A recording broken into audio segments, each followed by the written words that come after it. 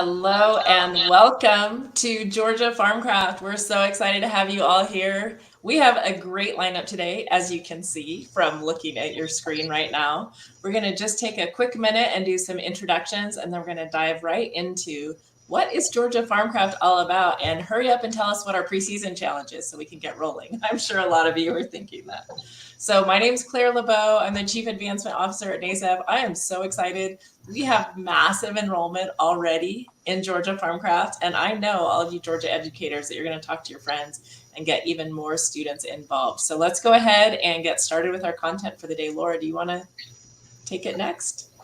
Sure. Hi, Claire and everybody. We're excited to kick off preseason challenge number 1 for Georgia Farmcraft. And I'm Laura Evans, VP of Education at GPB, Georgia Public Broadcasting. And I'm excited that our friends at Georgia Forestry Foundation and Jamestown are here with us today, and they are going to be the topic for preseason challenge number 1. And we are going to kick it off and get you guys started. Awesome. Nick, do you want to go ahead and just let everybody know who you are and what you do? Sure. Thanks, Claire. My name is Nick DeLuzio. I'm the Vice President of the Georgia Forestry Foundation. We're a nonprofit really focused on building awareness of forestry in Georgia, and I am a forester by training. Awesome. And how about you, Wes? Sure. My name is Wes Heidelberg. I'm a senior construction manager for Jamestown. We're a commercial real estate developer. Okay, awesome. I'm excited to see how the pieces all fit together when we get talking here. And Carrie and your students, we are so fortunate to have Carrie leading this program, such enthusiasm and a wealth of knowledge. So Carrie, why don't you go ahead and introduce yourself, and then we'll turn it over to the students as well. Okay. Hello, everyone. My name is Carrie Settles-Livers, and I'm an Ag STEM educator at Brookwood High School in Snellville, Georgia. And I work in Gwinnett County Public Schools. We're one of the largest school systems in the state of Georgia, if not, we are the largest. And we kind of have more of a suburban and urban landscape here. So we are getting our feet wet with the agriculture education realm. So I'm excited to be a part of this project and to get to teach students in a different way about sustainable agriculture and agriculture in Georgia. Fantastic. And we have a group of your students here. What is the class that they are all taking? So they are in a pathway. They're in the beginning course of a pathway called Natural Resource Management, and they're in basic agriculture science right now. And hopefully they'll continue with me throughout the entire pathway, and they'll take forestry next, and then they'll take aquaponics or natural resource management as their third class in the sequence. Perfect. Oh, sounds like you're in a school. Imagine that. All right. And then students, do you want to just introduce yourselves each quickly? I'm Nakariana. I'm Evie. I'm Indus. I'm Eden.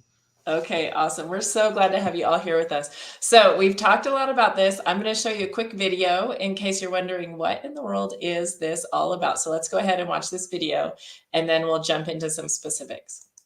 Learn with GPB's Georgia Farmcraft competition, a science-based esports event featuring Minecraft challenges with a chance to win some awesome prizes. Build your team and create the best farm with Minecraft education while learning about Georgia agriculture and how technology impacts farming. Students learn to apply and adapt agricultural production techniques in different environments. Participation is free, and the program is designed for students ages 8 to 18. To learn more and register, go to gpb.org/Georgia Farmcraft. I love that sentence in there. Participation is free. Participation is free. And I always try to underscore that this is offered free to you. And we're so grateful to partners at GPB for seeing the value of this type of education and coming alongside NASEF to present this. Our partners at the U.S. State Department also make this possible. If you want to participate and you don't have Farmcraft at your school or after school program, guess what? We provide it free. So all kinds of resources to help you. Just real quick, an overview of what Farmcraft is. You just saw that video. Now, the exciting thing is we're working on even a brand new world with additional challenges that you can do from what you saw in that video. So you want to make sure you stay with us all the way through the preseason into the regular season when we reveal that new world. And it's going to be about advanced technology in farming. We also have lots of live streams for you. If you are trying to bring this into a classroom and, for example, you're not a forestry expert like Nick is, then guess what? We've got you covered. We'll have lots of experts on the streams, students to ask the questions that students are thinking of. So here's the schedule of our live streams. The preseason is happening now through March 12th. We'll have 3 specific challenges. Carrie is going to go into the first challenge today and show you what that's all about. So we'll have those 3 Georgia specific challenges running through March 12th. And then we'll jump right into the regular season with a custom Minecraft world that you'll be able to play in. And then we're really excited to award specifically students in Georgia with prizes based on their submissions. It's really easy to sign up. Go to gpb.org/Georgia-Farmcraft. Farmcraft is all one word. So just go right over there to sign up and you can join us. So also, as we go through this conversation, if you have questions that come up, please type them in the chat. As you can see, there are a whole lot of us here. And so we're going to try to stay on topic with our group. But if you have questions that you need to have addressed and you type those, we'll make sure we get back to you. Or if you're watching a recording of this later, you can always email info@nasep.org and we will answer your questions. So with that, why don't we go ahead and jump into some questions for our guests, because we're so fortunate to have them here today. Okay, so Nick, is it okay? We're going to start with you. And I wanted to see if you would just let everyone know what's the significance of working forests in the state of Georgia? Yeah, thanks, Carrie. Well, it's huge. Georgia, we are the #1 forestry state in the country. I'll say that one more time because it's important and it's something that we're really proud of. We are the #1 forestry state in the country. And so I always get asked, what does that mean? We are #1 in commercially available timberland. We are #1 in annual timber harvest volume. So we harvest more than any other state in the country. We're the #1 exporter of forest products. We're lucky to have the port in Savannah, and the #1 export out of Savannah is forest products. And we're #1 in seedling production for reforestation and replanting. So when you think about Georgia, roughly 2/3 of the state is covered in forests. So if we use round numbers, Georgia is approximately 36 million acres. Of those 36 million acres, 24 million acres of those are forested, so 2/3 of the state. And of those 24 million acres of forest, 22 million acres of those are privately owned. So over 90% of our forests are privately owned. So forestry is huge in Georgia, and they play a really critical role in our state. So I hear you say it's critical. So what are some of the economic benefits of managing the forest responsibly? So in Georgia, when we think about the industries in Georgia, the #1 industry in the state is agriculture. Within agriculture, forestry is one of the top industries in the state. So the forestry industry in Georgia has over $41 billion annual economic impact. Billion with a B. That's a big number. And nearly 145,000 people across the state are employed in forestry. And that's across the entire forestry supply chain. So think from trees growing in the ground, foresters that manage those trees, loggers that harvest them, the truckers that haul the wood from the forest to the mill workers that take trees and produce over 5,000 products that we use every single day. And then all the end users that use those products. So it's a really big part of our state economy. And most of that is in rural Georgia. So we have a lot of companies here in the metro Atlanta area, at least where I live and where I'm based. A lot of companies are headquartered here. When you think about the landowners, the loggers, the foresters, and our mills and those employees, those are all rural Georgia, and mostly primarily South Georgia. And so a lot of our communities in South Georgia and rural Georgia really depend heavily on forestry as the primary source of revenue for these towns and these counties.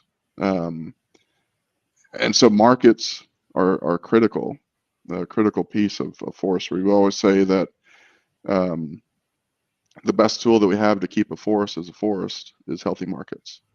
If landowners don't have a mill or a market to sell their wood into, then they're most likely going to convert their forest land either another ag use or sell it to development, and that's what we don't want to happen. So these markets and consumers choosing to use wood and paper products really helps to sustain the industry and support rural Georgia. Nick, it's interesting to hear you talk about the different intertwining industries that make this happen. I know last year in Farmcraft, we focused a lot on getting products to market. And we had someone come on a stream once who works for a trekking company and was talking about, what do you do when it snows and it's icy and you still have a ship leaving port on a certain day and you have to meet. I mean, there are a lot of intricacies that go into every single step of the chain. And I'm glad you brought that up. Absolutely. Yeah.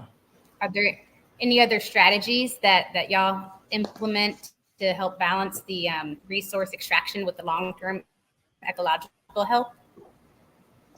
Yeah, so when we think about forestry, I mean, forestry really is one of the original sustainable industries.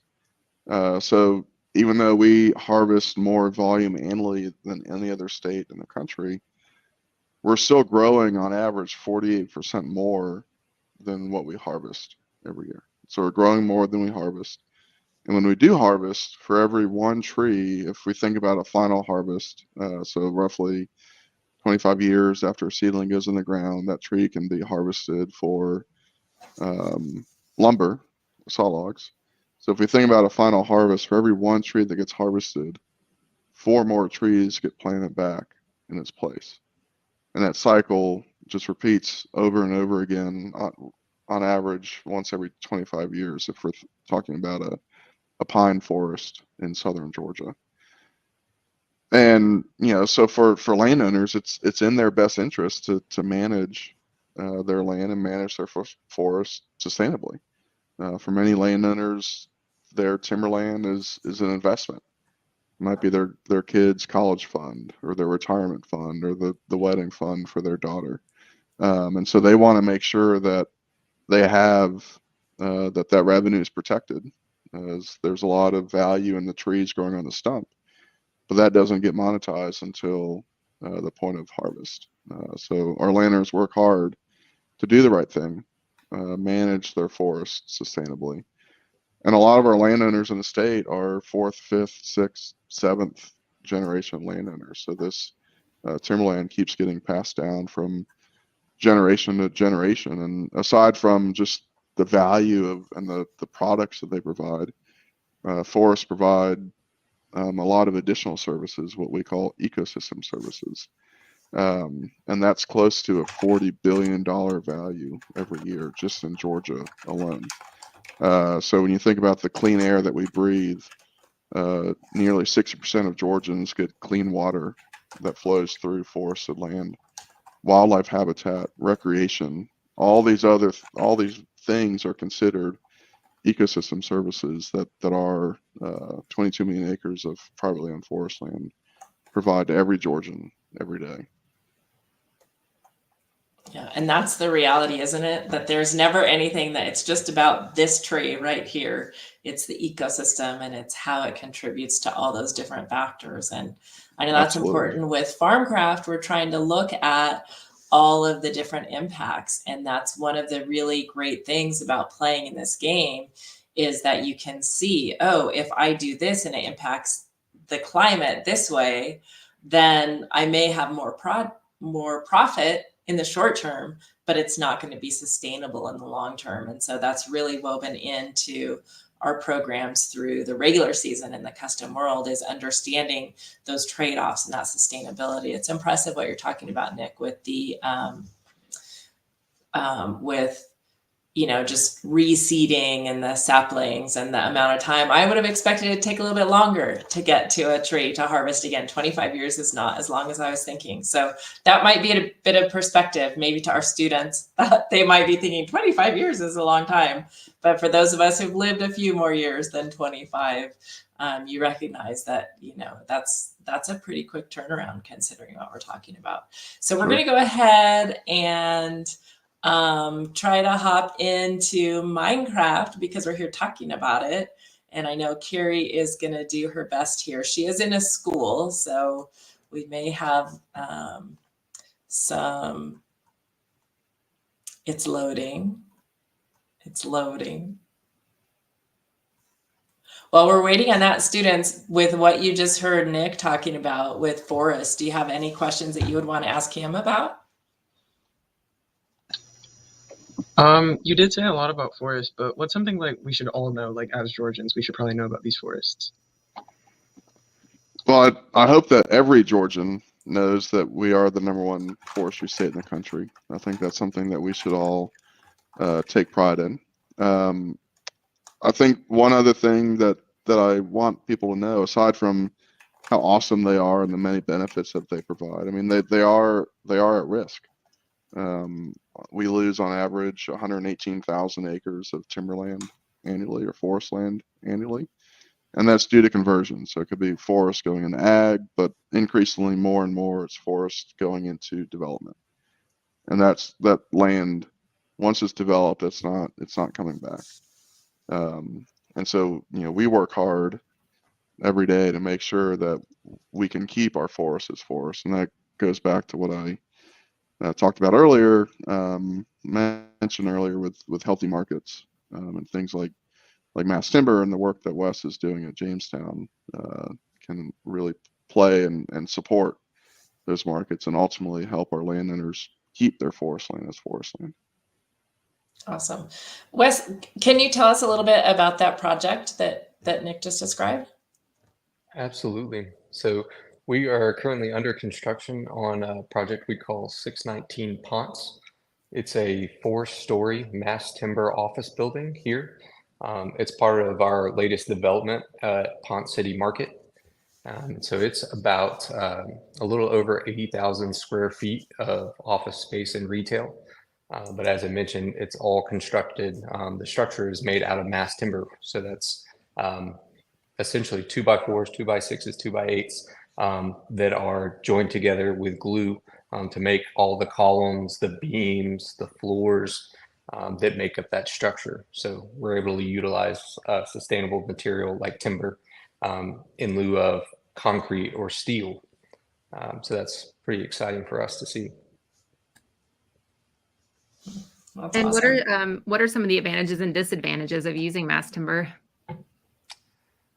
So it is a pretty new product, at least here in our region in the Southeast. So there's not a ton of knowledge around it. So that's one thing that we've kind of struggled with is learning all the ins and outs of actually building with mass timber. We've had some really good partners who have a lot of experience who brought that in and taught us, and then some great partners who've been engaged and willing to learn the process along the way. As far as benefits, I think the biggest one is just the feeling you get when you walk into a mass timber building. It just feels completely different than a concrete or steel building. It's that natural aspect of it feels so much warmer and more inviting than you get with just walking into a concrete or a steel building. Yeah, absolutely. All right, look at this. Ah, there we go. That's what we wanted to see was a Minecraft. I think we're finally in. Awesome. It's after hours, so I think the computer wanted to go night-night. Oh, gotcha. Now we're going to keep it going. So I just want to point something out to all of you educators who are getting this going and thinking, I am not a Minecraft expert. I am not 100% sure what I'm doing here. If you will look at the bottom left corner of your screen, you will see there exactly who you need to rely on, and that is your students. And I bet Carrie would echo that. If you have technical issues, your students are going to be able to help you out.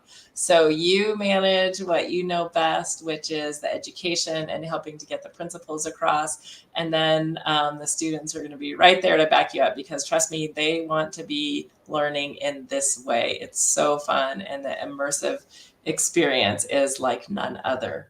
So Carrie, tell us what we're looking at here. All right, so this is our example. We went through a timber stand a second ago, and admittedly, I'm not the most savvy at flying and doing all the things, but I am learning every day. But yeah, this is our kind of mimicking a play on Ponce City Market. So we have our VHS market, and inside the market, you know, it's kind of got some retail space and some fun areas for them to hang out. And the whole premise is that we were trying to showcase how we can build with mass timber in Georgia. So this is our building made with mass timber, very similar to Ponce City Market and what they're doing at 619 building. And a lot of fun things that you will see in more urban environments too, where we've got rooftop gardens, and they're putting in on Ponce City Market also has like a hut green or something like that. So we kind of have that going on with our green roof and our grow space up here. So yeah, so this is kind of similar, I would say, to what you'll see in this challenge, and building a timber stand and looking at mass timber. And I want to reiterate that while my students and my own personal children play Minecraft all the time, I did not. So do not let that be a deterrent for you. Your students will know way more than you, and they're excellent at figuring things out and sharing and showing you how to do all these things. As a matter of fact, my tutorial came from these 4 beautiful faces that you see on the screen with us today. That's fantastic. So Wes, what are some of the challenges that are incorporated when you're doing a big project like this one? And I don't live in Atlanta. Next time I visit, I'm going to swing by and make sure I check this out. But you've talked about a lot of the advantages. What's difficult about it? The trickiest part is probably just the logistics of getting all the material to the site. Where we're at in Ponce City Market, you know, just on the east side of Midtown in Atlanta, it's a very heavily developed site, and all the areas around it are also developed. So there's no real area to bring in and store materials long term. So we have to be very efficient about bringing material in, putting it directly onto the building, just because we don't have that room to kind of lay it down and spread it out all over the site. Got it. And so that's just kind of a general logistical challenge. It's not so much with the wood itself or with the timber. It's sort of everyday project management, it sounds like. That's right. The wood itself actually goes up really quickly. It was really impressive to see. This is my first mass timber building that I've been a part of.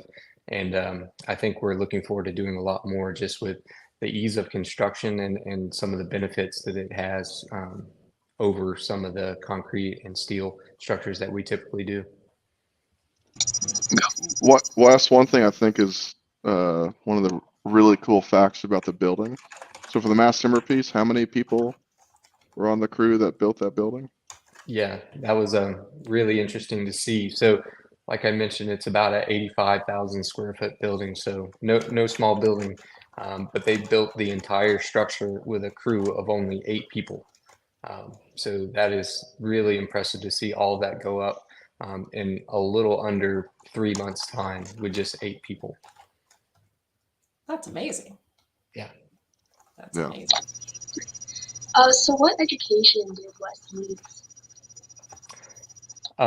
For what I do currently, or this project in particular? Oh, for this project. So we actually sourced out a lot of our engineering and design folks who have a ton of experience doing mass timber buildings. So they brought us in early on, you know, when we started talking about building a mass timber building, showed us the in and outs, some of the constraints and some of the benefits of using mass timber. So we relied on those experts to kind of coach us up and let us know, you know, how best to utilize this material to achieve our goals for the office building. I have a question. Nick and Wes, what do you like best about your job? What's the coolest part of your job? My favorite part is just the ability to really see something, go from an empty lot or, potentially an old building that gets demolished and then turn into something completely new. And every day you can walk out on site and see, what little changes, what new piece has been added. So that's just, it's great to have that tangibility to, your end product. I mean, there's a lot that I could say about my job and the work that I do. I think one of my favorite things that we do, we work with a lot of, we have several programs, youth education programs in the Metro Atlanta area, and we're growing some of those partnerships across the state where we focus on taking kids and students outdoors and getting them into the woods and into the forest. And a lot of these kids, for some of these kids, it's their first time getting into a forest, and seeing their reaction as they, kind of enter into the forest canopy is always really exciting to see students and kids experience a forest for the first time is a lot of fun. Some kids in our state may not have even been into a pine forest or any forest, maybe. Sure.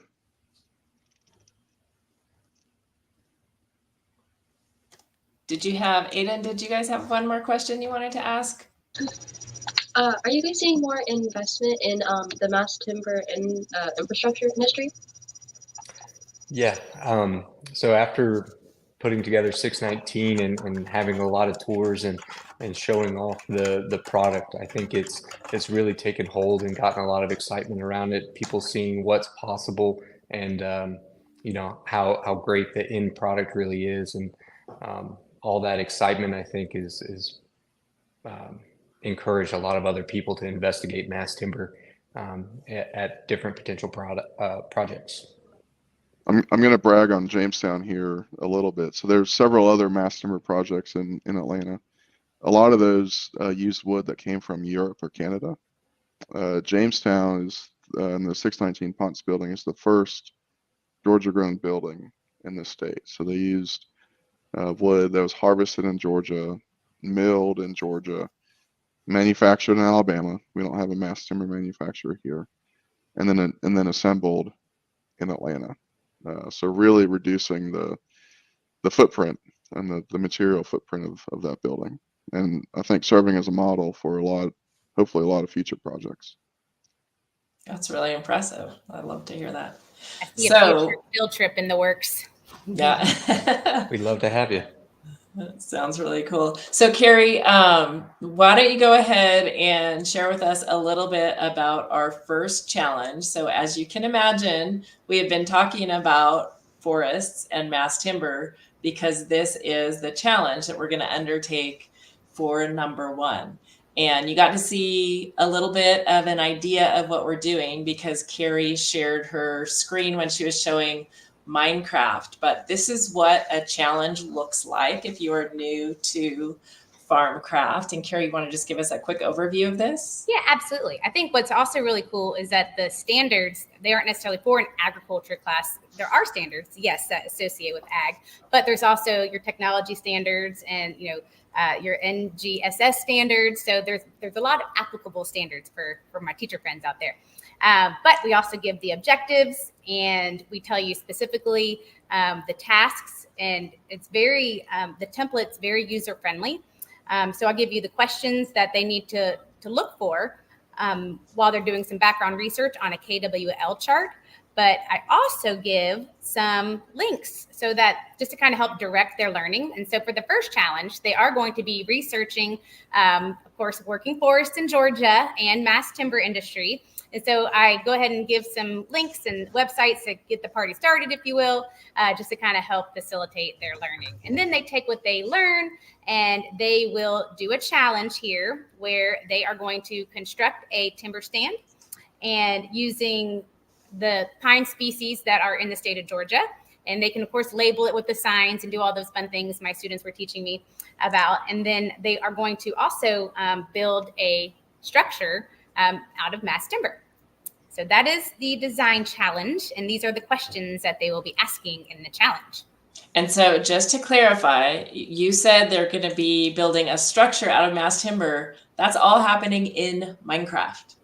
Yes. So everything in this challenge that they are going to build, they're going to do in Minecraft. So I have to ask Nakariana, Evie, Indus, Aiden, what do you think about the opportunity to hop into Minecraft and apply what you have learned about these different things? Is this a different method than you usually get to use at school?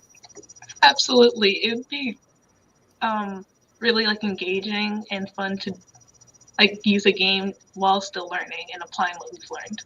Yeah. I didn't prompt her to say that, by the way. That was her genuine response. Yes. Awesome. So the way that you will do this is you will, first the students will create the build in Minecraft. And just to clarify, in this preseason, they are creating their own builds in the regular Minecraft Education Edition that you have. So you're not yet in the custom world. This is their own creative build. And then once they do that, you're going to use a free video tool called Flip to submit. And so it's really easy to use. If you haven't used it before, we've got a link on the website with instructions. And then Carrie, do you want to show us what that Flip link looks like, just so it's familiar? Yes. Now, it might look a little different from my view, of course, compared to what the student view is. But essentially, what you will do is you'll narrate and record your world and talk through it. So talk through, I know it's with the Minecraft, you can't necessarily put the native species, but you can, pretend, and you can label it what it would be. And so you just talk us through it and talk us how you utilize your resources to do your build for this challenge. So then you record it and you submit it here. And yeah, that's about it. Okay, so when you follow the link from the GPB website to the Flip, this is what it looks like. And then you're going to go right down here to Georgia Farmcraft Preseason Challenge number 1. And then you will see that this gives you the information on the challenge itself, questions to consider as you're developing your build. And I'm sure these are things that Wes probably had to consider when they were designing this building. And some of these are things that Nick addresses every day in his job. What is the ecological and economic importance of Georgia working forests? What is a timber stand? What are the ways to improve a timber stand? What is the connection between building materials and climate change? So there are others here. So you're going to see these questions here. And as you submit your build, you're going to narrate what you created and tell us how you have addressed these questions as you submit. And so that is what you will do for preseason challenge number 1. Does that make sense, students? If you were doing this, would you know what you're doing? I mean, yeah, it seems pretty straightforward with how you've laid out the instructions so far. Okay, perfect. Good deal. All right. Well, I think that we have covered all of our information to equip you to be ready to join preseason challenge number 1. We cannot wait to see what you create. If you are very energetic and you hop on this right away and you get your videos to us by February 20th, we might highlight 1 or 2 of those on the next stream. So if you're interested in having your work highlighted on the next Georgia Farmcraft live stream, then submit early. And that next stream is going to be on February 27th. So mark your calendars. As always, if you aren't able to join right when we're live streaming, then we have the recordings available for you. Those are available immediately. So if you have any questions about any of this at all, email us info@nasef.org. And other than that, good luck, have fun. We cannot wait to see what you create. And thank you so much again to GPB for your partnership in this, to Nick and Wes for sharing your experience. Learned a whole lot today about mass timber and about this cool building that I'm going to have to come check out. And as always, Carrie, and to your students, thank you so much all for joining us today. Thank you, guys. Thank you. Thanks, y'all.